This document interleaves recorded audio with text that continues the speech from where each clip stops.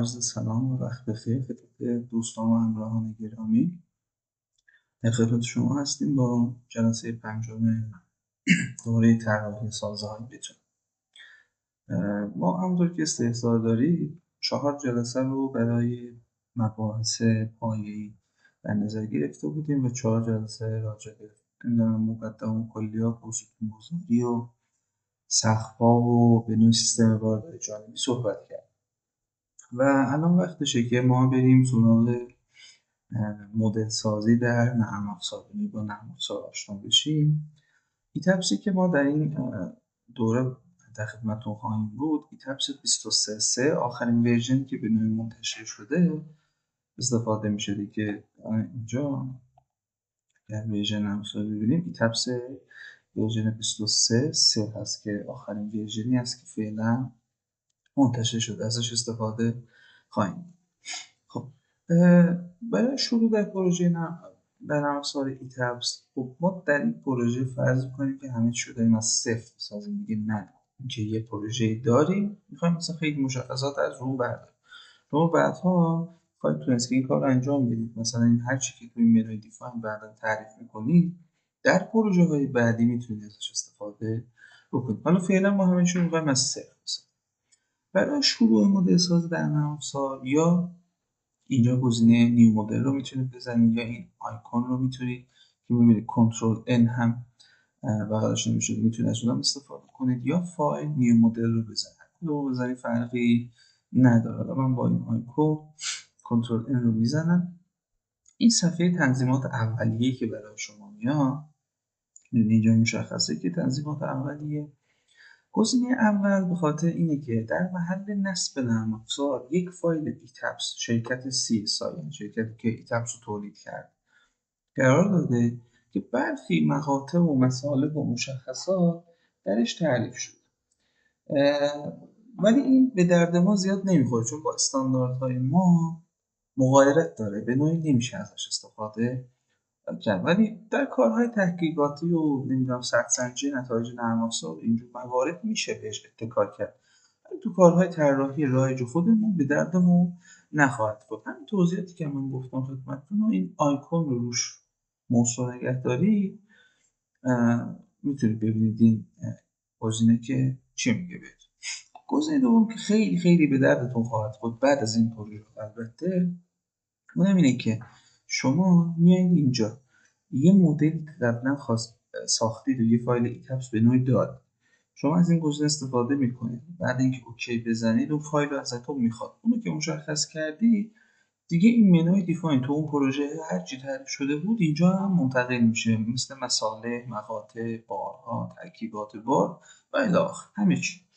ولی خب الان به دردتون نمیخوره. الان میخوام همه چی رو از صفر بسازیم. به نوعی باید گزینه سوم انتخاب کنید که یوز بیلت این setting رو میگه که همه چی رو برای ما مشخص کنید.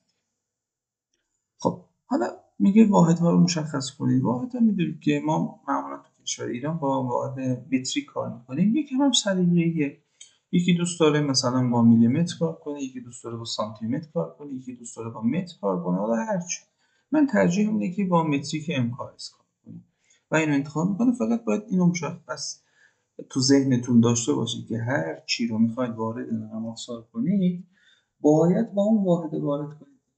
هر واحدی که مشخص کردید بر حسب اون. حالا این باز قابل تغییر هست جلوتر بعد اینکه این تنظیمات انجام بدید. من متریک MKS رو انتخاب میکنم. میگه یه ناحیه برای متریال هاتون به صورت پیش‌فرض مشخص کنید که اینجا ببینم هم مثل استرالیا، کانادا، چین و الی آخر وجود داره، ولی خب کشور ما اینجا وجود نداره به خاطر رعایت استاندارد مصالح عدد خصوص سازار فولادی بیشتر کاربرد داره. شما باید گزینه یوزر رو انتخاب کنید چون کشور ایران اینجا وجود نداره. بعد استیل سکشن دیتابیس میگه کتابخانه مقاطعی که برای سازه‌های فولادی میخواین چیه. خب ما اینجا سرکارمون سازی فولاد نیست، فقط توضیح رو میگم که آشنا باشید با این مبحث. در این بخش شما یادتون باشه مثلا تو سازهای فولادی ما از مقاطع IPE یا بعضا IPB استفاده میکنیم که اینا تو نرم افزار وجود داره که آینامه IP و IPB اگر یادتون باشه بر حسب آیین‌نامه جدول اشتار تنظیم میشد که اگر اینو تو یورو تنظیم کنید میتونید مقاطع IPE رو IPv رو بدون که تعریف کنید به نرم افزار فراخوانی کنید و ازشون استفاده کنید. حالا ما نیازی نداریم طبیعتا. بعد اینجا میگه که آیین‌نامه سازهای فولادی رو مشخص کنید. آیین‌نامه سازهای فولادی اگر به نوع اینا به خاطر موارد استثنا خدمتتون عرض میکنم، چون ممکنه مثلا بعدا شما تو یه پروژه یه تیر فولادی هم استفاده کنید، پروژه بتونی ولی یه تیر فرعی مثلا فولادی استفاده کنید، یا یه کار مقاوم سازی شما میایین از مهاربند استفاده میکنید سازی بتون. آیین‌نامه‌ای که الان ما داریم مبحث 10/1401 ترجمه تقریبا همین آیین‌نامه است. آیین‌نامه AISC که آیین‌نامه فولاد آمریکاست، 360 16 که ورژن 2016 ورژنی که ازش ترجمه شده. ورژن 2022 هم اینجا موجوده ولی خب فعلا آیین‌نامه طبق این نیست و یکی هم تفاوت‌هایی به نسبت ورژن 16 داد. پس شما اگر طراحی ساز فولادی انجام بدید یا همین کاری که گفتم تو بتون نیاز باشه از همین 16 استفاده خواهید کرد. حالا این قسمت برای ما مهمه. آیین‌نامه بتونتون رو باید مشخص کنید. اینجا مبحث نهم ما هم تقریبا ترجمه ACI 318 19 با یه سری تفاوت‌ها.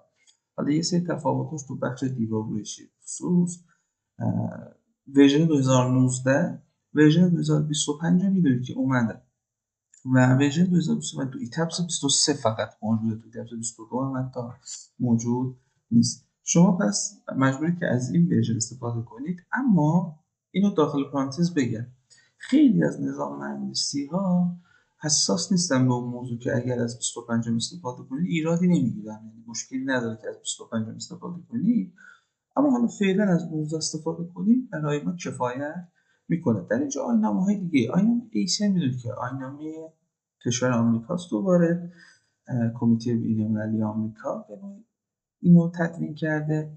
بعد آیین‌نامه‌های دیگه اینجا وجود داره، مثلا CSA برای کاناداست، یوروکد برای اروپا، هنگ کنگ موجوده، BS برای بریتانیاست، کلا آیین‌نامه ایتالیا و الی آخر دیگه آیین‌نامه‌های کره جنوبی و بقیه کشورها هم اینجا وجود سنگاپور فعلا وجود داره. ولی خب ما میتونیم بسنده کنیم با آیین‌نامه ACI 318 19 که اینجا انتخاب میکنم. اوکی رو که زدیم، در این بخش شما هندسه سازتون باید مشخص کنید که نرم افزار این بخش رو کلا به 3 بخش تقسیم کرده.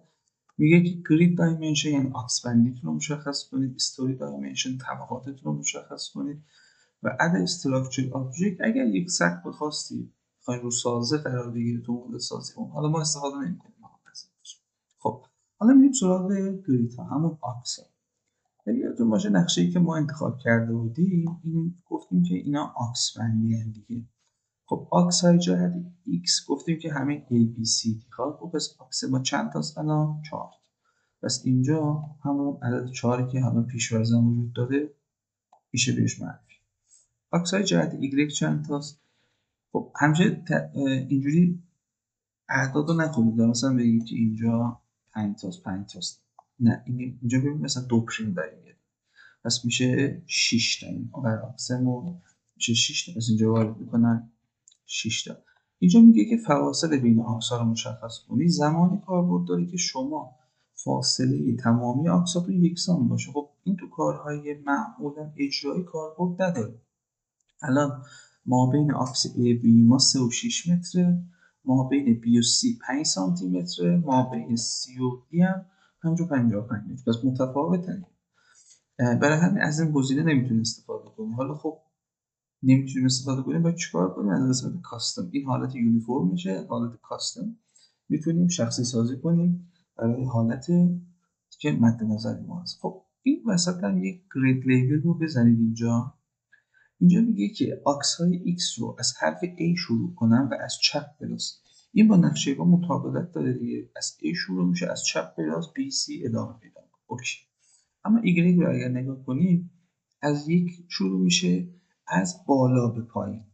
خب اما ببینید اینجا این از پایین به بالاست. معمولا نقشه هایی که در کشورهای خارجی تنظیم میشه به این صورته از عرفشون، ولی در کشور ما معمولا نقشه های بالای 90%شون از بالا به پایین. اینجا میتونید اینو تحلیل بدید که یک رو از بالا شروع کنه بره پایین. خب پس اینو از تاپ تو باتوم زدم، اوکی.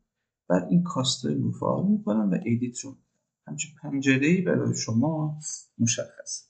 خب اینجا یه حالت شماتیک هم اینجا سمت راست به بالا میتونید ببینید. برای این دستگاه مختصات، یعنی دستگاه گریدتون کلا میتونید یه دستگاه مختصات، نه دستگاه گریدتون، میتونید یه نامگذاری خاص مشخص کنید. بهتره همون پیش‌فرض باشه، ولی مهم نیست. خب یه نکته ایدن که همینجا بگم بهتون، تا آخر دوره باید اینو بحث رو رعایت کنید و همیشه بدون تو پروژه رعایت کنید. در نرم‌افزار وقتی با نرم‌افزار ایتابس کار می‌کنید، هیچ نامی رو غیر از زبان انگلیسی بهش وارد نکنید. حالا فارسی وارد نکنید بدونید، یا حتی اگر میخواید در پوشه‌ای سیو کنید، اسم هیچ پوشه‌ای نباید فارسی باشه. و اگر خود فایل هم اسمشو میخواید اسمی بذارید، نباید فارسی باشه، چون تو تحلیل تو قسمت آنالیز بهتون ارور میده.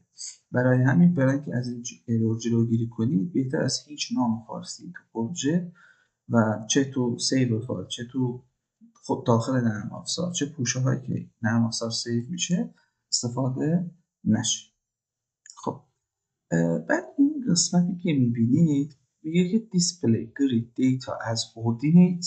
بعد این سمت راستی میگه دیسپلی گرید دیتا از اسپیسینگ. یعنی چی؟ حالت اوردینیت فاصله از مبدا رو نشون میده، حالت اسپیسینگ فاصله بین دو آکس رو نشون میده دیگه. الان ما این حالت رو داشتیم دیگه، آکس A ما اینجا رو، بعد آکس B که داشتیم فاصله چقدر بود؟ این حالت اسپیسینگ هم 3.65. بعد با یه فاصله کوچیک آکس C رو داشتیم که فاصله چقدر بود؟ 5 سانتی متر بود، میشه 500 متر. و آکس بعدی که آکس دیمون بود، و فاصله چقدر بود؟ 55. اگر شما از حالت اوردینیت میخواید استفاده کنید، به نرم افزار باید این میشه مبدأ شما، یعنی میشه 0. خب بعد آکس بیتون از اینجا فاصلش چقدر میشه؟ 3.65. بعد آکس سیتون تا اینجا میشه 3.7 متر. و آکس دی رو اگر تا اینجا حساب کنید، این هم میشه 3.7 به اضافه 5.55 دیگه میشه 8. این هم میشه 9.25. اینجا میشه 9.25.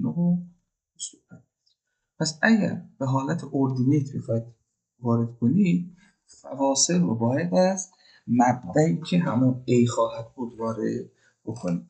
خب کار با اسپیسینگ راحت تره دیگه، طبیعتا مشخصه که میتونیم راحت تر با اسپیسینگ فاصله بین دوتا رو تنظیم کنیم.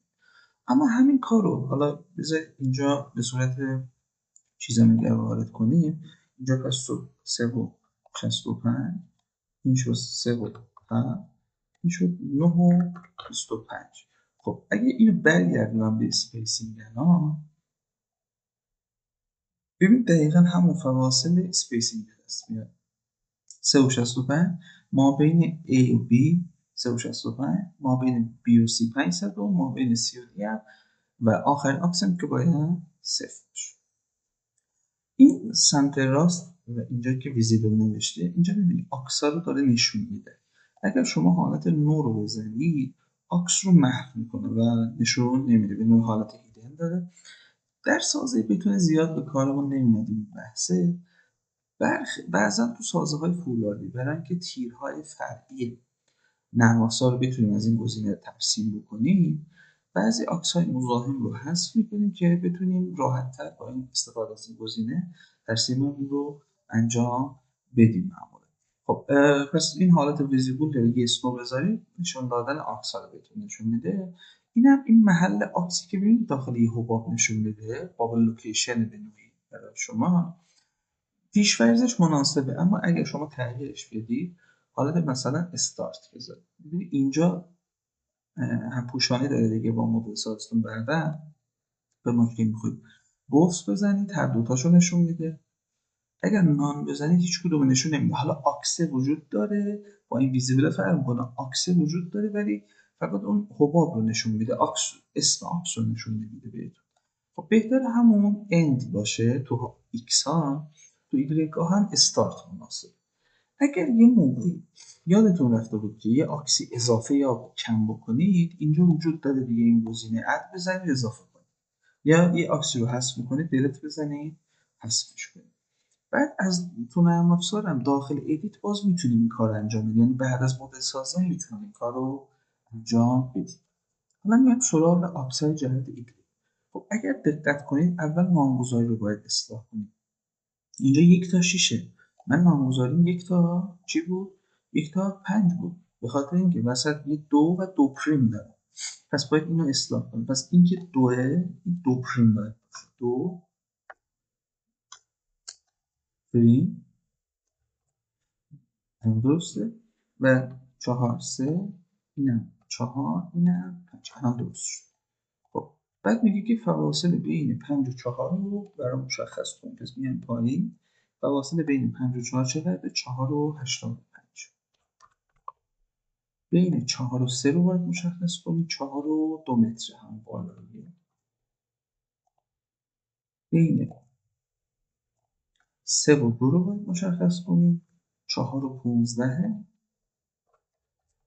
بعد 1 و 33 بود و آکس آخر 1 و 87. خب ما معمولا تنظیم میکنیم آکس ستون همون بر مبنای همون ستونات تنظیم میشه. اگر آکس اضافی نیاز داشتید میتونید ترتیب کنید. بعضی مثلا سلیقه دارن برای بالکن و پیش آمدگی آکس رسم کنن، ولی خب ما یه روش دیگه خدمتتون یاد خواهیم داد، با نقطه گذاری میتونیم این کار رو انجام بدید، طبیعتا نیازی به اون کار هم نداره. خب حالا آکس مشخص شد، شکل شماتیکی اینجا مشخصه، میتونیم اینو ببینیم. بعد حالت ویزیبل و لوکیشن هم گفتیم نه، اینجا باید استارت باشه، اند بذاریم اینجوری نشون میده، زیاد مطلوب نیست دیگه، استارت همون مناسب. خب به این شکل اینا تنظیم شد. در قسمت بالایی دونه حالت رفرنس پوینت دارید. شما میتونید یه نقطه‌ای رو که آکس نیاز ندارید براش یه نقطه مشخص کنید، نقطه کمکی برای ترسیم. به عنوان مثال میگم ها، شما فرض کنید یه همچین پلانی الان مثل پلان خودمون داریم، قراره که اینجا یه بالکن بزنیم. بالکن تو آکس نیستن، یه جوریه که تو آکس قرار نگرفته. شما این نقطه کمکی رو نیاز دارید، این نقطه کمکی رو نیاز دارید، این نقطه کمکی و این. خب اینا رو هیچ آکسی قرار نمیگیرن. فرض کنید که اینجا ایکسش چقدره؟ 1 و 2 متره، ایگرگش 0. پس یه مختصات ایکس و ایگرگ بهش میده.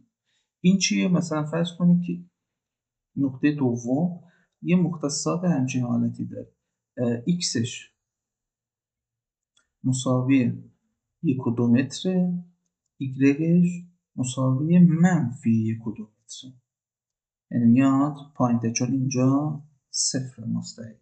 خب میتونید اینو اینجا به عنوان نقطه تعریف کنید، ولی خب جای دیگه ازش استفاده خواهیم کرد، من توصیه نمیکنم از اینجا استفاده کنید. مثلا میتونید هم 1 و 2 رو ببینید، 1 و 2 و منفی 1 و 2. خب اگر این بمونه من اوکی بزنم، خب این نکته رو مشخص خواهد کرد. من فعلا ازش استفاده نمی کنم، چون تو گزینه درو یه گزینه داریم که میتونیم همین نقاط رو با استفاده از محلی که نیاز داریم رسمش کنیم. پس کنسل رو میزنم. اما این رفرنس پلین بعضا برای شما کار می‌کنه. رفرنس پلین چیه؟ رفرنس پلین یعنی شما غیر از طبقات اصلی رو، مثلا الان سازه گفتیم که 5 طبقه است، یه خرپشته هم روش داره، شما تو طبقه اول رو یه نیم طبقه، خب نیاز دارید که اونجا رو یه رفرنس پلین بزنید. حالا یه استثنا حالتهایی دارید دیگه، ممکنه که یه مثلا طبقه‌ای داشته باشید و همچین شکلی، مثلا یه تراز نیم طبقه، الان کاربرش مغازه است، یه تراز نیم طبقه اینجا دارید، یه بالکن دارید. خب شما نیازه که از این ارتفاع، مثلا ارتفاعش فرض کنید مثبت 2.2 متره، خب یه رفرنس پلی بهش تعریف می‌کنه.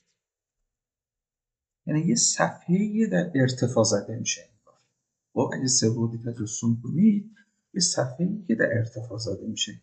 ولی غیر از دیگه اینو نرم افزار خودش میشناسه که اینجا مثلا تراز مثبت 3.8 متر برفرض یه تراز طبقه است. اینو میشناسه.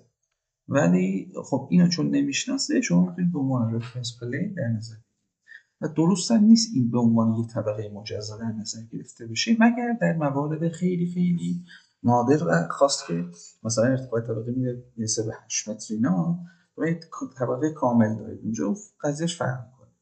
ولی همچین حالتی یه حالت مغازه‌ای فلان داشته باشه، این حالت میتونه واسه تو مورد استفاده قرار بگیره.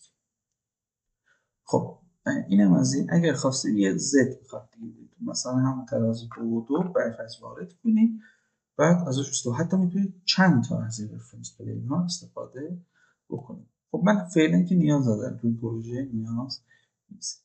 بعد اینجا هم شما میتونید که اندازه برای این حباب رو مشخص کنید. اندازه های استاندارد معمولا مناسبه، نیازی به تغییر ندارن، دیفالت ها یعنی پیش‌فرض‌ها عددهای خوبی و رنگ خاصی هم اگه مد نظر میتونید بهش اختصاص بدید اینجا.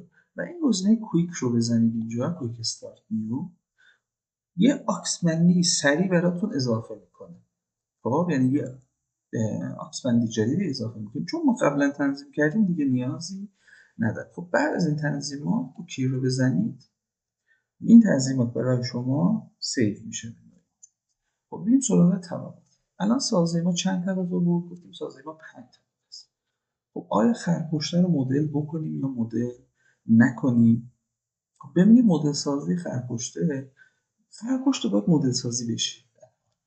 اما آیا اینکه برای محاسبات لرزی یه طبقه در نظرش بگیری یا نگیری، این ضابطه داره دیگه. طبق آیین 2800 میگیم خدمتتون که چیه. اگر وزن خرپشت از 25% وزن بام کمتر باشه، شما میتونید به عنوان یه طبقه لرزی در نظر نگیریش. اما اگر وزن خرپشت از 25% وزن بام بیشتر باشه، باید به عنوان یه طبقه لرزه‌ای لحاظ بشه. پس ما در هر حالت مدلش خواهیم کرد. حالا بسته به این که تو زلزله دخالتش بدیم ندیم، این قضیهش فرق میکنه، جلوتر باز بهش خواهیم رسید. من فعلا بعد 6 طبقه بکنم. ارتفاع طبقاتم چند بود؟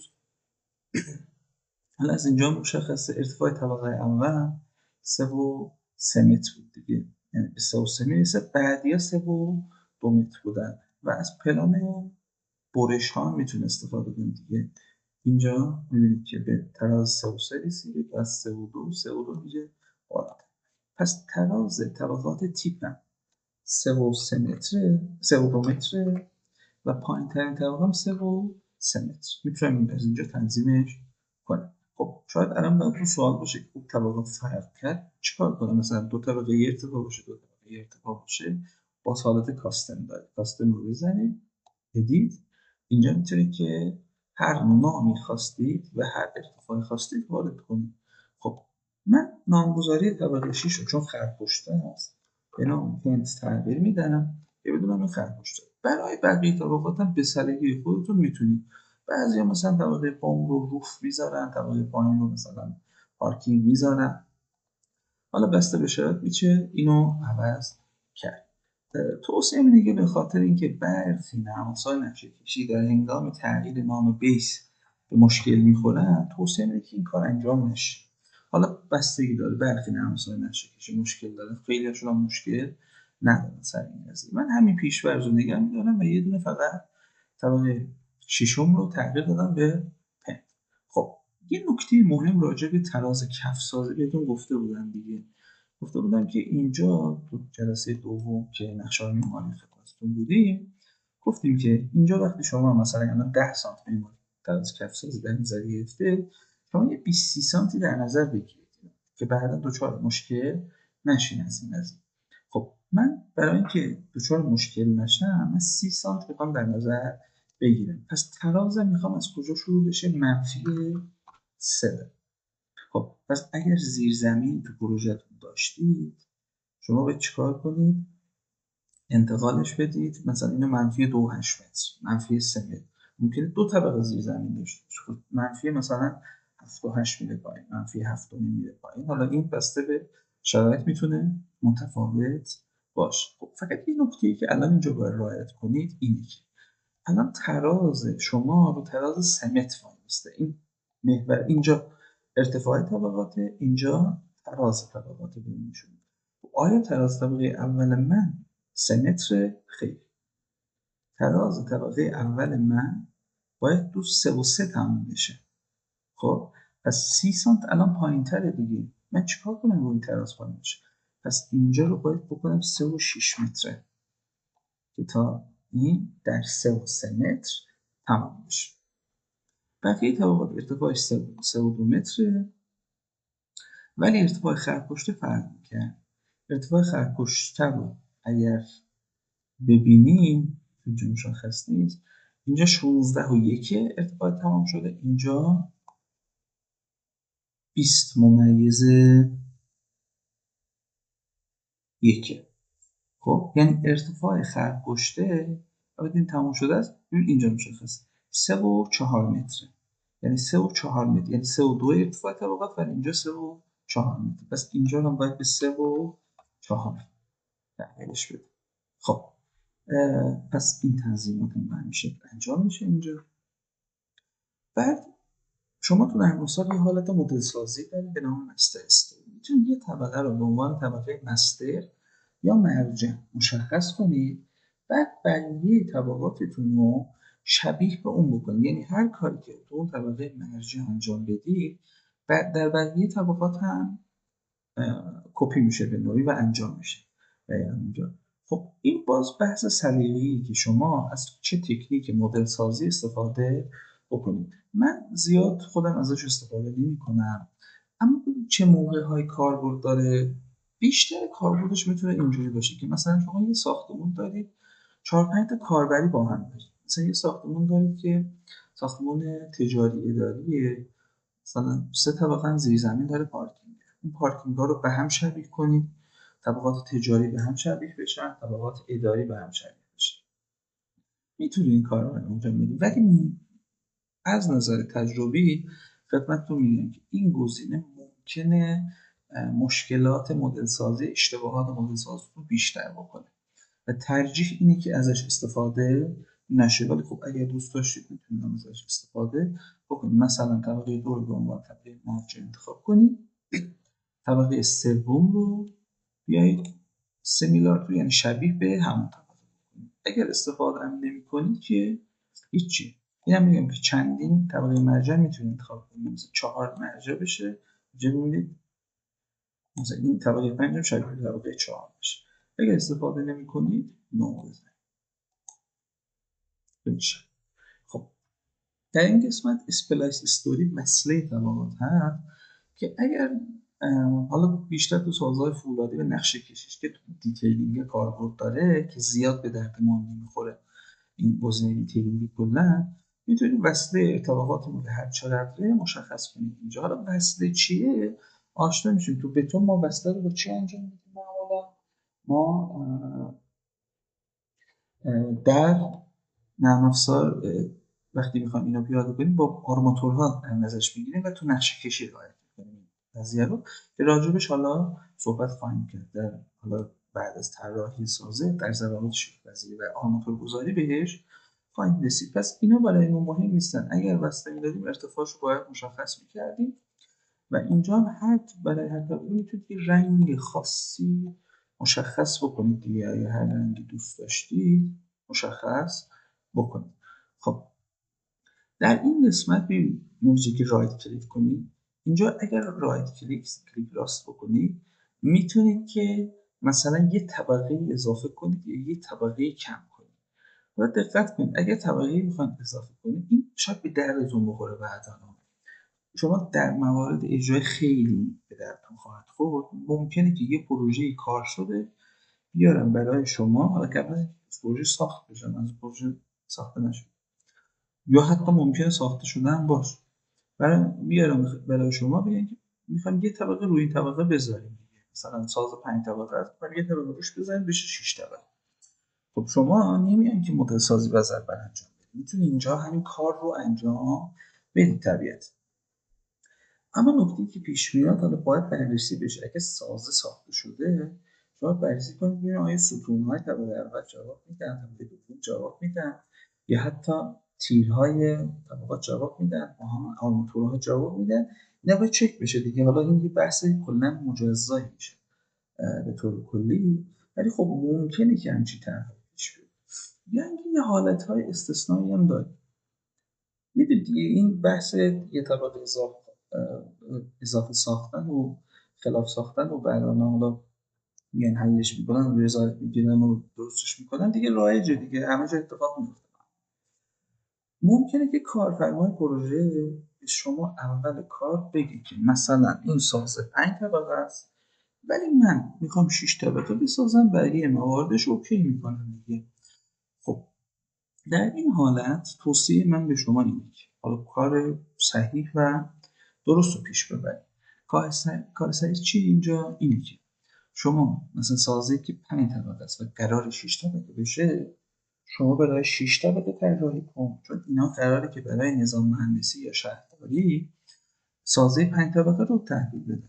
شما 6 طبقه رو طراحی کن، آرماتورها و ابعاد تیرها و ستونها و بالاخره کل طراحی بر حسب 6 طبقه نهایی کن، بعد یه طبقه ازش حذف کن و نقشه های 5 طبقه رو بهشون تحویل بده. بعدن که این میخواد یه طبقه اضافه تر بذاره، شما مقاطعتون جواب باشه. خدایی نکرده اگر سازه رو بسازه، مثلا شما 5 طبقه طراحی کنی، فونداسیونش رو بزنه، شما باید 6 طبقهش کنی، ببینید مثلا ضخامت فونداسیون نیاز 20 سانت بیشتر بشه، ابعاد ستون نیاز 5 سانت بیشتر بشه. خب وقتی جواب نده کار خیلی سخت میشه، چون به جای اینکه متریال ها زیاد باشن شما باید مقاوم سازی انجام بدید. ممکنه که نیاز باشه که برای استفاده از ژاکت بتونی یا فولادی استفاده بشه. فونداسیون تقویت کردنش کار خیلی خیلی مصیبت و سختیه، تقریبا امکان ناپذیره. یعنی شاید نیاز به دیوار بروشی به اضافه بشه و کلی هزینه رو دست کارفرما میمونه و مطمئنا شما درسته بی تقصیر هستی سر این موضوع، ولی ممکنه که به مشکل بخورید. پس همچین مواردی رو اول پروژه هم قطعا مد نظرتون باشه که همچین مواردی هم از کارفرما سوال بکنید. همیشه گفتیم که طراحی یه بخشایش تجربه دیگه، یه سری تجربه ها اینجوریه، حالا یه سریاشو رو سعی می‌کنیم ما منتقل بدیم هرچی هست، ولی خب شهر به شهر این قضیه متفاوته و شما میتونید که موارد خیلی خیلی زیادی رو داشته باشید. خب پس اگر خواستید طبقه ای رو بعد اینجا اضافه کنید، ادستوری رو میزنید، این گزینه اول رو بزنید راحت تر کار ببرید، چون با تراز کار نداره، با ارتفاع کار داره. ارتفاع طبقه کار داره. میگه که آقا یه طبقه اضافه کن، چند طبقه اضافه کن، میگه ارتفاع طبقه که میخوای اضافه کنی چقدر، مثلا 3.2 متر، چند تا میخوای اضافه کنی، یه طبقه، دو طبقه، سه طبقه یا چند تا، هر چند تا بخوای میتونه اضافه کنی. حالا میگم همون یه طبقه اضافه. خب میگه روی کدوم طبقه اضافه کنه. میگه حالا که هیچی مدل سازی نکردیم، تیر استوری رسم نشده، میتونیم رو همین پلنت هم اضافه کنیم، ولی بعدها فرق میکنه این قضیهش، چون باید از طبقات میانی اضافه کنی که بقیه پارامتراتون به هم نریزن. خب حالا میگیم مثلا رو طبقه 4 اضافه کن، میگه از کدوم طبقه مشخصات رو کپی کنم. خب الان مشخصاتتون فقط ارتفاع، خب ولی بعدها شما ابعاد تیرهاتون، ستونهاتون، دیافراگمتون، بارگذاریتون، هر چی هست از اون طبقه کپی فایل کنید. من میگم مثلا همون 4 یه اوکی بزنید، می‌بینید یه طبقه اضافه کرد، روی طبقه 4 یه طبقه به نام استوری 6 اضافه کرد. اینجا مشخص. حالا میتونید نامگذاری رو عوض بکنید که این استاپ شما. من نیاز ندارم توی پروژه فایل تست کردم که شما بلد باشید که اینجوری رو کلیک راست کنید، این طبقه رو حالا دلت بزن، هم گزینه اولیه دلت. این حالت نهایی ما. پس اضافه کم کردن طبقه هم به این شکل قابل انجام خواهد. اوکی میزنم. خب اینجا که انجام شد میاد قسمت پایین Unstructured Object. اینجا شما اگه حالت بلنک رو انتخاب کنید، یعنی یه محیط خالیه و شما باید همه چی رو با مختصات نرم افزار وارد کنید. کار کردن باش خیلی سخت، خیلی سخته و ما استفاده نمی‌کنیم. همون حالت گرید رو میزنیم، یعنی همین حالت آکس بندی شده، یعنی اینجوری اینا رو آکس بزنه و شبکه طور این گرید مانند برامون نشون. و سمت راستی اینا اگر سقفی رو خواستیم دقیقا همین اول کار بهتون اضافه کنه، مثلا سقف متال دک هست، نمیدونم سقف خرپایی، دال تخت با تیرهای پیرامونی و سقف‌های وافل الی آخر. ولی اینا رو ما اصولا سقف‌ها رو از منوی دیفاین به حالت یک سکشن یا مقطع تعریف میکنیم و ترسیمش میکنیم. معمولا از این حالت‌ها زیاد استفاده نخواهیم کرد. خب حالت گرید رو میزنم و اوکی. یه چند لحظه صبر کنید. نرم افزار برای شما محیطش می‌بینید که گرید بندی یا ترسیم شده نمایش داده خواهد شد. خب حالا پنجره‌ای که برای ما باز شده، دو تا پنجره هست اینجا مشخصه و می‌بینید که همه منوها فعال شدن برای ما. حالا برخی زیر منوها الان غیر فعالن، دلیل داره. حالا خیلیشون ممکنه غیر فعال باشن، اینا علت داره که جلوتر باهاشون آشنا میشه. خب اول کار اینه که شما وقتی اینو مدل سازی کردید، این آکس بندیتون رو یه چک کنید، ببینید که آیا ابعادی که وارد کردید درسته با نقشه معماری مطابقت داره. که خب من میبینم بله مطابقت داره. دیگه نگاه کنم اینجا مثلا 485 42 415 133 187 میبینم که کاملا صحیحه و این برم هم تو 365 و 5 سانتی متر و 55 درست و هیچ مشکلی از نظر تعداد طبقات رو بشمارید. 1 2 3 4 5 و 6 که ما طبقه خرپشت و اصلا ممکنه دیگه یه عددی رو اشتباه بزنیم، یه طبقه بیشتر و کمتر متساوی بشه، ممکنه که خطا بکنیم دیگه. طبیعتا میتونید اینجوری چک کنید و به نوعی اینو مشخص بکنید. خب اینجا می‌بینید این محورهایی که بهتون نشون میده، قرمز رنگ جهت ایکس رو نشون میده، سبز جهت ایگرگ رو نشون میده، زد هم جهت ارتفاع یا زد رو نشون میده. تو اینجا آبی رنگ مشخصه، به اینا میگیم محورهای گلوبال. اینجا که کلمه گلوبال رو میبینید اینا میگن محورهای گلوبال. بعد یه محورهایی به اسم 1 2 3 هم خواهیم داشت، به اونا میگن محورهای لوکال یا محورهای محلی. اینا محورهای جهانی یا گلوبال هم هستن که اینجا روی پلان هم مشخصه. ببینید از پایین یکم بالاتر گرفته اینو. چرا بالاتر گرفته؟ به خاطر اون تراز منفی 3 که دادیم. این روی 0 این محور رو نشون میده همیشه، به خاطر اینکه یکم بالاتر نشون داده بهتون. خب حالت‌های نمایش تو نرم افزار چندین حالت دیگه. یه حالت سه‌بعدی داره، همین که الان سمت راست می‌بینید. یه حالت پلان داره، اگه مثلا پلان رو بزنی میگه رو کدوم طبقه وایسن. بیس روی فونداسیونتون رو نشون میده، پای ستون هاست به نوعی طبقه 1 2 یا هرچی مثلا میزنی اینجا می‌نویسه استوری 1 زدش اینقدر، ارتفاعش اینقدر. حالا این فلش بالا رو بزنید، طبقات بالا رو اینجوری ادامه پیدا میکنه و زدش میبینید که افزایش پیدا کنه و به پنت که به آخر رسیدی بعد میگردی رو بیس که میگه آقا منفی 3 اینجا تراز و اینجا ایکس ایگرگ کاملا مشخصه.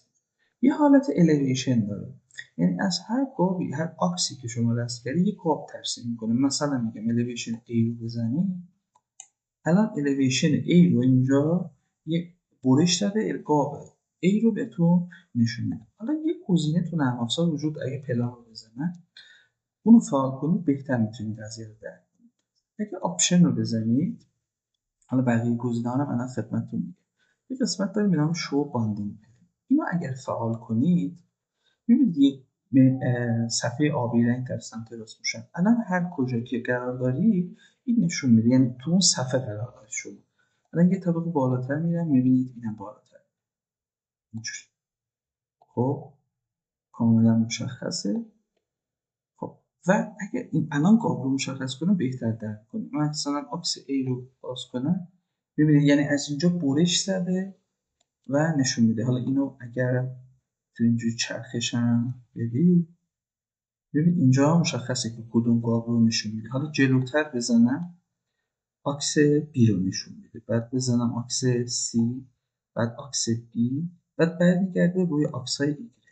خب ببینید محور 5 4 و 3 بعدی رو برگردونم پیش‌فرض اولش مشخص. سه اینجوری ببین اینا رو نشون میده. پس این باندینگ پلینه کمک میکنه که بدونه شما کجا قرار دارید.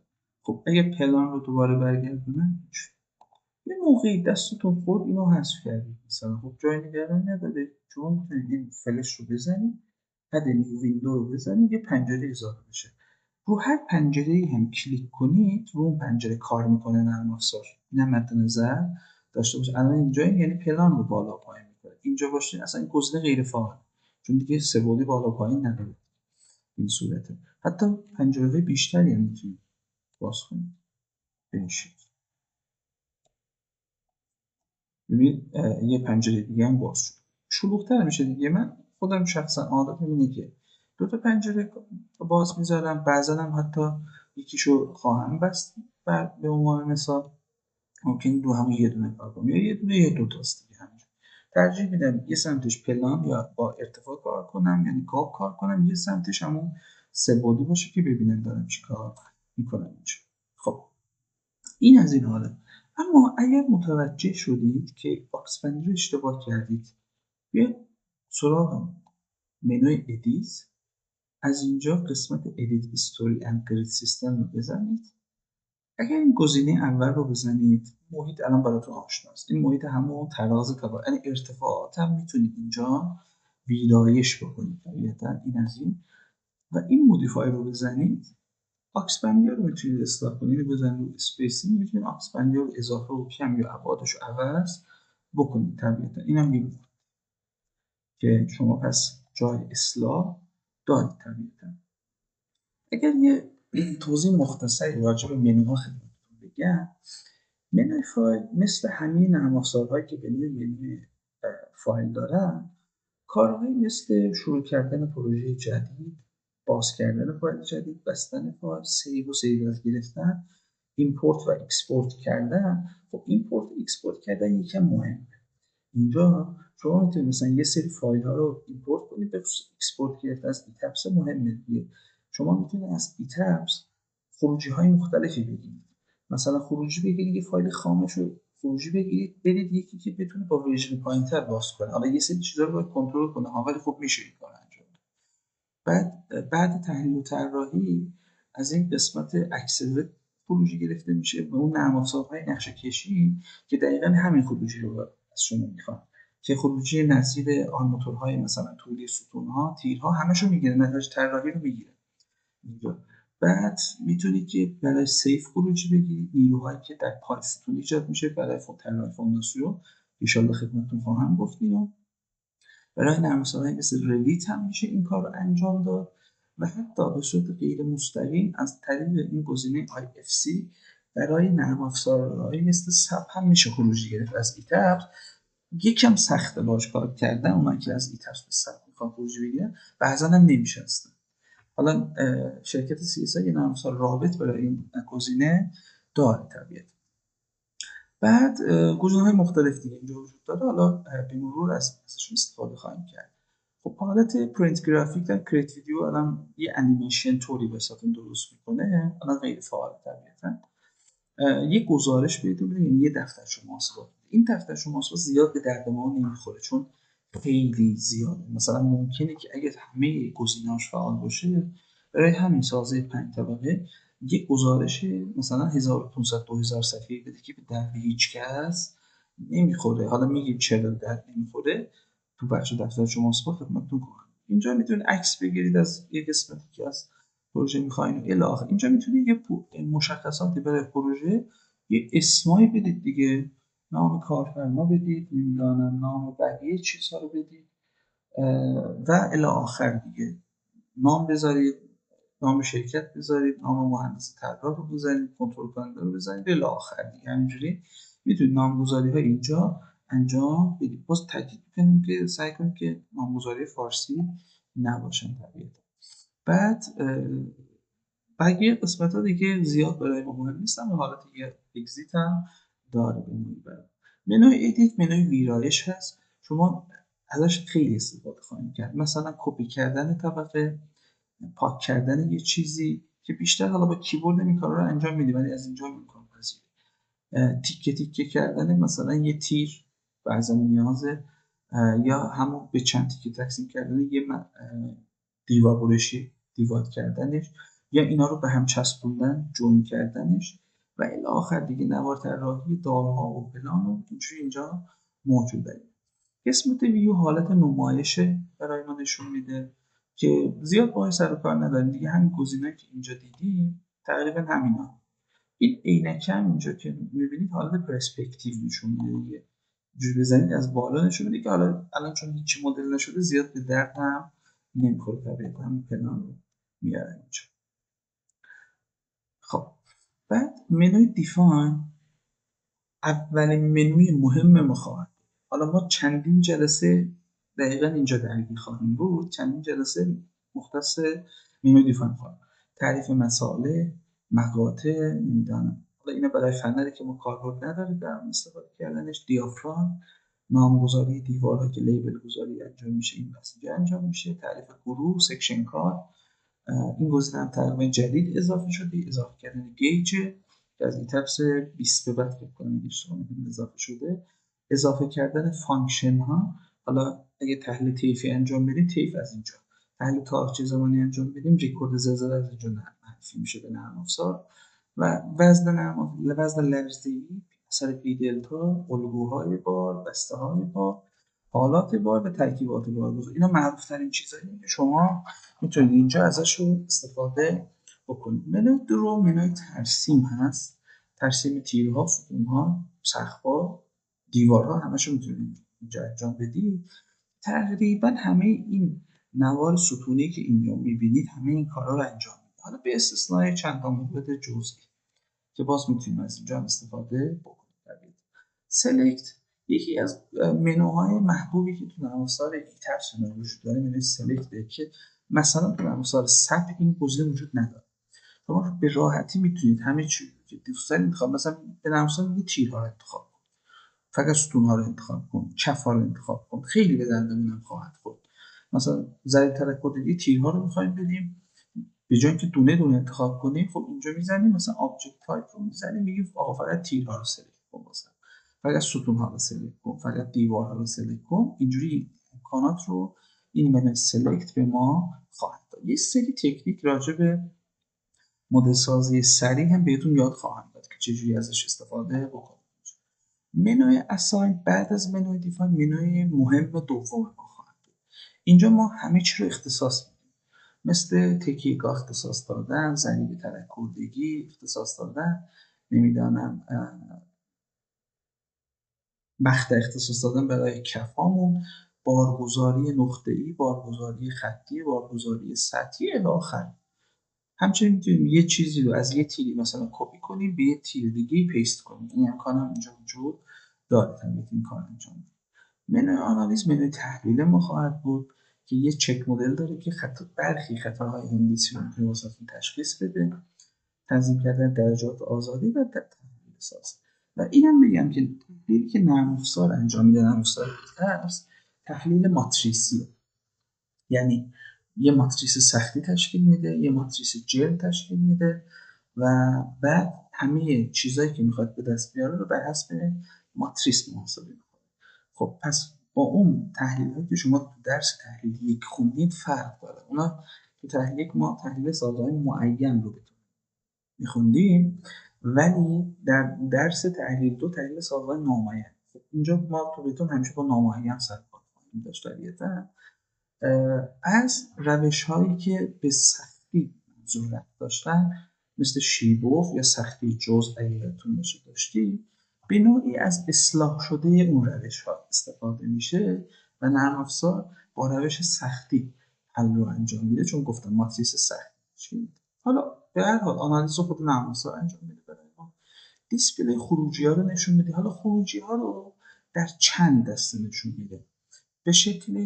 به شکل مثلا مد تغییر شکل یافته که بهش میگن دیفورمیت شیپ نشون میده، دیفورم شده به نوعی نشون میده، تنش ها رو نشون میده بهمون. و یک حالت بسیار عالی که داره این قسمت شغلی، همه چیز رو به صورت جدول ما خیلی به دردمون خواهد بود، مثل کنترل نامنظم پیچشی، کنترل دیریو، کنترل واژگونی، یا هر کنترلی که انجام بدیم به نتایج اینجا احتیاج پیدا خواهیم کرد. حالا باهاش آشنا خواهیم. منوی سوم مهم ما منوی طراحی ساخته است، دیزاین، که می‌بینید منوی اول برای قاب‌های فولادیه، این برای قاب‌های بتونیه، تیرهای کامپوزیت، ستون‌های کامپوزیت، تیرچه‌های فولادی، دیوار برشی بتونی. البته دیوار برشی بتونی که میگیم خدمتتون، نرم افزار یه حالت ویژه اضافه کرده تو این قسمت شیروال. اینو بزنم، حالا میخوام برای یه چیز دیوارگوشی بتونی از این سرورک تنظیماتش انجام میشه. دیوارگوشی کامپوزیت اضافه کردن که مطابق ASC 360/2022 این کار انجام میشه. و دیوارگوشی بنایی طبق این استاندارد انجام میشه، استاندارد دیگه هم نداره. فکر کنم کامپوزیت هم همین دو استاندارد دیگه اینا نداره. اینا به نوعی دیوارهای جدیدی که این آیین‌نامه‌ها پیشنهاد کردن. تو آیین‌نامه‌های ما هیچی براشون موجود نیست فعلا متاسفانه، و با معادل سازی این کار انجام میشه. البته که اجرا نشده، دیوارگوشی ما کامپوزیت به نوعی اجرا نکردیم به طور کلی. دیوارگوشی کامپوزیت چیه؟ حالا چند نوع تعریف داره دیوارگوشی کامپوزیت. دیوارگوشی که شما دیوار بتونی که دارید، آرماتورهایی که دارید هیچی، وسطش یک برق فولادی هم قرار بدید، میشه دیوارگوشی کامپوزیت. یک سیستم نوین هست که به نوعی برای سازه‌های بلند توسعه پیدا کرده و نرم افزاری هم که اولین بار این توسعهش پیدا کرده نرم افزار پرفورم بوده که این کار رو انجام داده. و می‌دونید که نرم افزار پرفورم هم زیر مجموعه همین CSI هست که نرم افزار ایتپس و سپ و سیف اینا رو نوشته. حالا باش کاری ندارم. پس اینجا هم اینا برامون قابل انجام هست. دال‌های بتونی و این نکته که در ایتپس های بالاتر از ورژن 22 اگر اشتباه نکنم دیگه شما نیاز ندارید دال‌هاتون رو ببرید تو سیف طراحی بکنید، چون کنترل خیز در نرم افزار ایتپس هم اضافه شده. یعنی شما خیز دراز مدت که بهش ازش میگیم قابلیت انجام داره طبیعتاً، چون در بخش دیفاین و لود کیس یه حالتی اضافه شده. شما وقتی حالت نان لینیر استاتیک رو مشخص میکنید، برای فلور کرکینگ یک حالت خزش اضافه شده و حالت کرکت لانگ ترم یعنی خزش دراز مدت یا فیز دراز مدت اضافه شده. این تو ورژن های قدیمی ایتپس وجود نداره. اگه اشتباه نکنم تو ورژن ایتپس 20 هم حتی وجود نداره، شاید هم باشه، دقیق یادم نیست ولی تو ایتپس 16 یادمه که اصلا وجود نداشتیم، تو ایتپس 17 وجود نداشتیم. برای همین میتونید دال‌ها رو تو همین خود نرم افزار هم ایتپس هم کنترل کنید و نیازی نیست به سیف ببرید. حالا اینا فقط کلیاتی که خدمتتون میگم. منوی دیتیلینگ منوی ترسیم به نوعی متاسفانه به درد ما نمیخوره، چون ترسیمی که انجام میده نه با استانداردهای نقشه کشی ما سازگاره، نه اون چیزایی که ما میخوایم میده بهمون.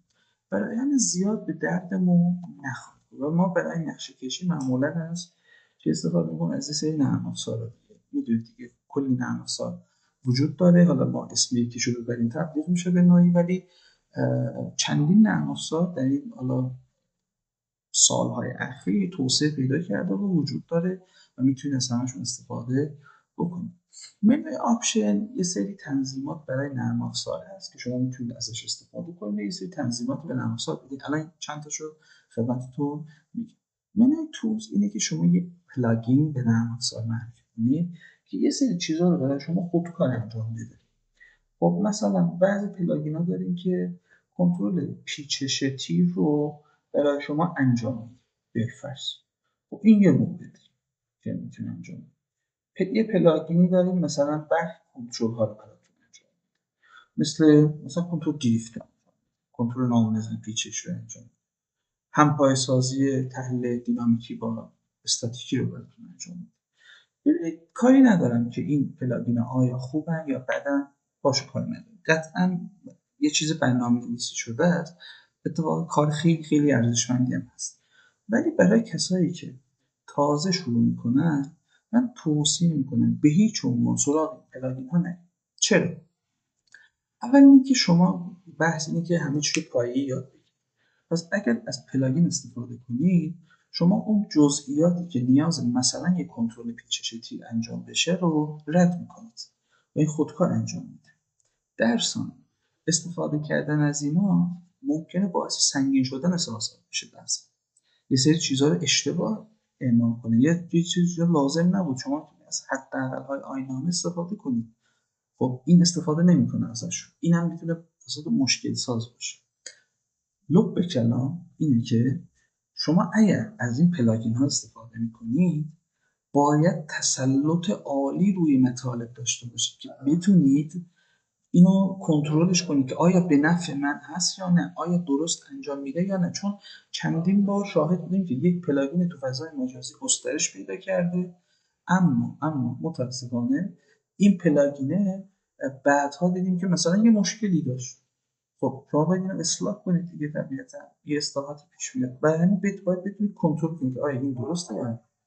یه پلاگین خود شرکت ترس رو اضافه کرده اینجا به نام کمانشه، به حالت اجرا محدود اضافه کرده که یه پلاگین بسیار فوق‌العاده‌ایه که حالا باید بحث کمانش رو توی ستون مثلا فولادی یا دیوار برشی فولادی میتونید کنترل بکنید که یه پلاگین بسیار ارزشمندی که خود نرم افزار با سنجی‌های مختلف تو نرم افزار اضافه کرده. ما به دردمون نمیخورن.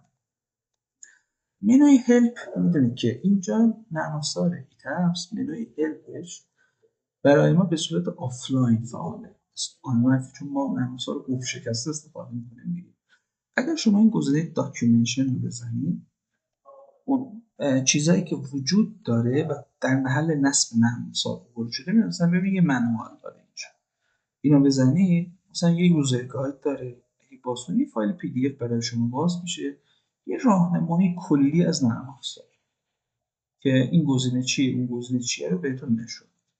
یا اگر مثلا این قسمت لترال رود منوال رو بزنید، خب اسمشون مشخصه دیگه، یه راهنما برای بارهای جانبی.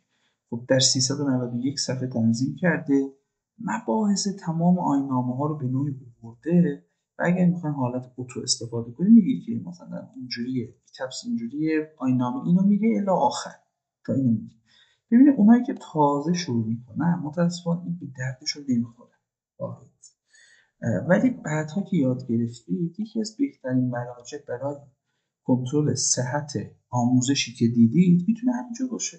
مثلا من به شما یه درسی میدم اینجا، یه چیزی میگم، شما میتونید بعدها از اینجا کنترل کنید که این چی من از کجا گفتم. مثلا اینجا میگه آقا من اینجوری بردارهامو در نظر میگیرم، محورهای مختصاتم اینجوریه، میان جلوتر میگه آقا تکیهگاه ها رو اینجوری در نظر میگیرم و الی آخر تمام مشخصات رو ریز به ریز مشخص میکنه که همون ماتریس هایی که خدمتتون گفتم من ماتریس رو اینجوری تشکیل برای اینکه برای این تسلط داشته باشید. خب اینا نیازمند تسلط بر مبانی طراحی سازه است، تسلط بر مبانی دینامیک سازه است، تسلط بر مبانی مهندسی زلزله است، تسلط بر تحلیل سازه، استاتیک و الی آخر که اینا میتونن براتون کمک کننده باشه. مثلا یه نمونه منحنی هیسترزیسه که آورده میگه آقا من مثلا منحنی هیسترزیسی که بس حالت کینماتیک پیشنهاد کردم اینه و با این زوال مقاومتی و جابجایی ها اینو مشخص کردم، حالا اینا رو آورد. حالا بگذاریم از این بحثا دیگه، این بحثا ممکنه که به نوعی یکم گیج کننده برای کسایی که شروع میکنن هم باشه، فعلا نیاز بهشون ندارید گزینه‌ها. یه چند تا حالت هم از این قسمت آپشن بگیم و تمام بشه. حالت دیسپلی یونیتر رو شما میتونید که تنظیمات واحد انجام بدید. اینجا اتفاقا این گوشه هم وجود داره، این پایین گوشه اگر بزنید این سه تا حالتی که همون اول کار هم دیدیم وقتی تفسیر شروع می‌کردیم وجود داشت، اما من خودم شخصا از این حالت استفاده میکنم، کانسیستنت یونیت، یعنی یکسان سازی واحد. من به نرم افزار میگم آقا کل واحدهای طول منو یا اینچ کن، فوت، میلیمتر، سانتیمتر یا مترش کن. من سلیقه‌ام با متر سازگاره، برای همین تنظیم میکنم روی متر. واحدهامو میگم تنظیم کن. میدونی که پوند، کیپ، هم کیلوپوند یا نیوتن، کیلو نیوتن، کیلوگرم نیرو یا تن نیرو وجود داره. من سلیقه‌ام باز با کیلوگرم نیرو تنظیم میکنم. هر چی میخواین میتونه انتخاب کنی، ولی باید تو وارد کردن مقادیر تبدیل کنید به اون واحد. و حرارت رو هم که یه سلسیوس یا فارنهایت، خب طبیعتا ما بیشتر با سلسیوس کنیم، میتونید اینجوری تنظیم کنید و عوض میشه. مثلا ببین الان این 550 اینجوری، من اینو از اول بین همیشه رو نیوتن میلیمتر میارم. اینم مد نظرتون باشه. یه اوکی بزنم ببین خودش عوض کرد همه چی رو به میلیمتر. من باز تنظیم میکنم که همشون برگردن به متر و کیلومتر. اینجوری تنظیم. خب پس این دیسپلی یونیت برای همین گزینه است که دیتابیس به درد ما نمیخوره. یه دیتابیسی که نرم افزار داره، یه تولرانسی برای نرم افزار مشخص شده که مثلا اینقدر خطا داشت در حد 1 میلیمتر تنظیم شده، 1000 متر یا 1 میلیمتر، و در حالت درجه‌ای هم مثلا ستون‌ها اگر یه مایل هستن به 1 درجه، یه 1 درجه رو حساب نکن، منظور خطا حسابش نکنیم. خب اینم به دردمون نمیخوره. گرافیک پرفرنس یکی چیزایی که به دردتون میخوره، مثلا خواستین فونت‌ها رو بزرگتر کنید، اینجا میتونید مثلا یا بکنید بر فرض 12 یا بکنید 6 مثلا، یا اوکی بزنید میبینید اینا بزرگتر شد. حالا میتونید اینجوری با فونت‌ها هم ابعادشو هر چقدر خواستید تنظیم بفرمایید. من اشتباها اینا رو زدم. خب حالا یه فونت هایی هم تو ویندوزتون هر فونتی هست میتونید اینا رو باز تنظیم بکنید. من دست نمیزنم، حالا هم پیش‌فرض رو میزنم ببینید، فقط یکم بزرگتر کردم این ابعاد رو بهتر ببینم. خب یکی از گزینه‌هایی که بسیار به دردتون میخوره کالر دیسپلی رو بزنید.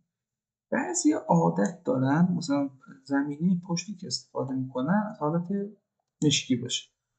اونایی که خیلی خیلی قدیمیان اگر حالا این ویدیو رو میبینن به حالت مشکی، یه خاطراتی واسه زنده میشه که ایتابس 974 کلا این بک‌گراند مشکی داشت، کلا بک‌گراند سفید نداشت. به کلی از ایتابس 2013 که معرفی شد بک‌گراند سفید به اضافه شد بهش.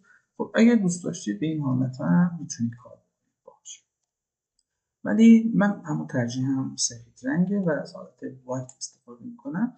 بعد برای همه المان ها تو تیرها و ستون ها و اینا رنگ خاصی میتونید اختصاص بدید اگر دوست داشتید.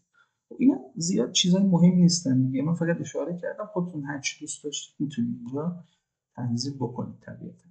خب این گرافیک مودش حالت استفاده از کارت گرافیکی خیلی برای مهم نیست.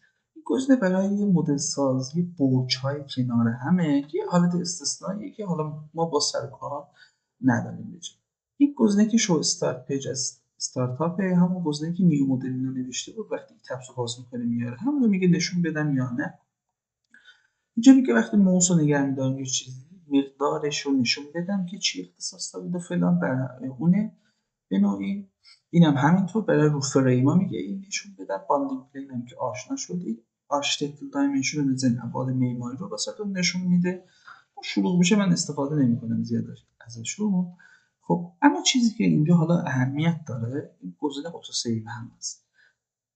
اونایی که با اتوکد کار کردن و بلدن و توصیه میکنم اونایی که حتما میخوام طراحی سازی یاد بگیرن اتوکد بلد باشن که بعدها به دردشون میخوره، میتونن حالت اتوکد یه حالت اتو سیو داشته دیگه، میتونی تیک رو بزنی از هر چند دقیقه‌ای که دوست داری، مثلا 10 دقیقه، 5 دقیقه، 15 دقیقه اینو تنظیم کنی که حالت اتوماتیک خودش سیو بکنه. من تنظیم نمی‌کنم چون خودم همیشه عادت دارم که سیوها رو انجام میدم به نوعی. بعد یه حالت کاستماایز تولبار هم اینجا داریم، اینو بزنید. ببینید این مشکل رو من جدیدن خیلی از ایتپس هایی که ورژن بالاتر هست به 23 دیدم که وقتی شما ایتپس رو باز میکنید این آیکون ها رو نمیبینید. این آیکون های مثلا مدل سازی و فلان رو نمیبینید. اینجوریه، یعنی یه همچین حالتی میبینید شما. همچین اگه همچین حالت دیدید کار نداره، بیاد از اینجا تنظیم کنید دیگه. از قسمت کاستومایز خب یه حالت استاندارد رو فعال کنید، اینا اضافه شد. دیزاین اضافه کنید، اینا اضافه میشه. بعد درو رو اضافه کنید، اینا اضافه میشن. سلکت رو اضافه کنید، اینا اضافه میشن. اسنپ رو اضافه کنید، یه چیزی که دیگه اضافه نمیشه، نشون نمیده. حالا چون اینجا پر شده به نوعی نشون نمیده. حالا دیفاین هم میتونید، مثلا میتونید چون شلوغ میشه من همین ترجیح همین است، همین گزینه است که استفاده بشه. حالا رست هم بزنید حالت پیش‌فرضش رو بیاره، اون رست هم حالت پیش‌فرض رو میاره. بعضی دوستان هم مثلا وقتی کار میکنه میگن آقا من کیبورد دلت هم کار نمیکنه، که دلت رو میزنم کار نمیکنه. خب میتونی اینجا رو کیبورده مثلا میگن رو ادیته، الان دلت مشخص، الان کارنت کی من دلته، یعنی من کلید تعریف کردم. اگه کلید تعریف نکردید اینجا یه کلیک کنید، کلید مد نظری که میخواین اختصاص بدیم رو بهش بزنید. مثلا دکمه دلت رو بزنم همین گزینه دلت رو میزنه اینجا. یا مثلا فلش رو بزنم، فلش رو رایت من زدم، اینا الان رایتش رو من هیچ اختصاص نمیدم چون قبلی وجود داره. اگر وجود نداشت اینجا خالی بود میتونید اختصاص بدید. مثلا برای کپی کنترل C مشخصه، برای کات کنترل X مشخصه، برای کنترل Z که خیلی استفاده میکنیم ازش آندو هم کنترل Z مشخصه، ریدو هم با کنترل Y مشخصه اینجا. و بقیه چیزها هم وجود داره همین شکلی، میتونید برای همشون کیبورد تعریف کنید، ولی واقعیتش یکم گیج کننده است. اینا همون دلت و کپی و نمیدانم کنترل Z برای ما کفایت میتونه استفاده کردش. اوکی، اینم از این طرف. حالا فایل رو باید یه سیوی بکنید، این گزینه رو بزنید سیو میشه. خب طبیعتا هر جایی که دوست داشتید میتونید سیوش کنید. فقط یه چیزی گفتم دیگه، شما باید اسم پروژه‌تون اینجا انگلیسی باشه. معمولا فایل اصلی رو اسمش رو با فایل مین هم مشخص میکنن. خب یه فایل مین سیو میکنن، اینجوری سیو میشه. حالا دیگه این گزینه رو بزنم رو همون سیو میکنه. اگر خواستم سیو از بگیرم، سیو از رو میتونم با یه فایل دیگه اسم دیگه سیو کنم. خب اینم یه مراحلی از شروع کار نرم افزار. جلسه پنجم اینجا به پایان میرسه. امیدوارم که این جلسه هم مفید واقع شده باشه. تا جلسه بعدی، خدا نگهدار.